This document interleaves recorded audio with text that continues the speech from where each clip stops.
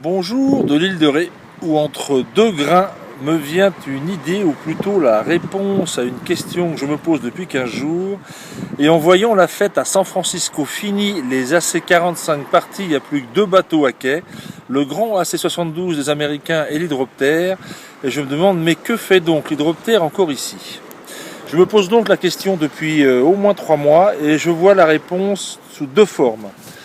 La première ne vient pas des appendices, hein. Vous avez bien vu que les appendices c'était vraiment différent entre ces AC-72 que les appendices en T qui doivent être bien pour une mer plate, plan d'eau intérieur sur des bateaux à la journée, et les appendices en V de l'hydroptère qui sont sûrement plus adaptés à la houle.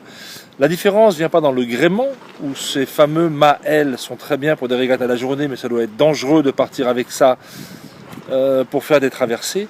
Non, je pense que la différence vient avant tout d'un problème de financement et d'un problème technique. Je m'explique. Techniquement parlant, l'hydroptère a connu des années galères au début pour se mettre en place et a connu des bonnes années jusqu'en 2009-2010 grâce à son financement suisse. Et je pense que les galères financières continuent. Ce n'est pas en mettant des écailles sur une coque de 20 ans qu'elle ira plus vite. En fait, il faut construire un nouveau bateau et c'est compliqué. Et donc les deux problèmes sont: le premier est d'ordre technique.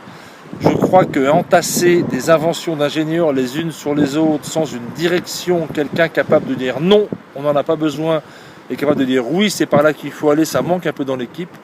Et je me demande si d'un autre côté l'enthousiasme incroyablement accrocheur d'Alain Thébault pour faire signer des commanditaires n'est pas un peu en deçà de la niaque et l'énergie qu'il faudrait dépenser pour les fidéliser. Et finalement, la raison de la présence de l'hydroptère à San Francisco est sûrement la recherche de commanditaires potentiels américains, comme si le marché français était un peu tari pour ce projet.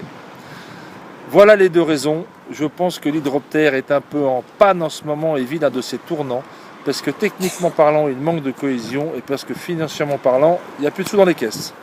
Au revoir, bonne fin de journée.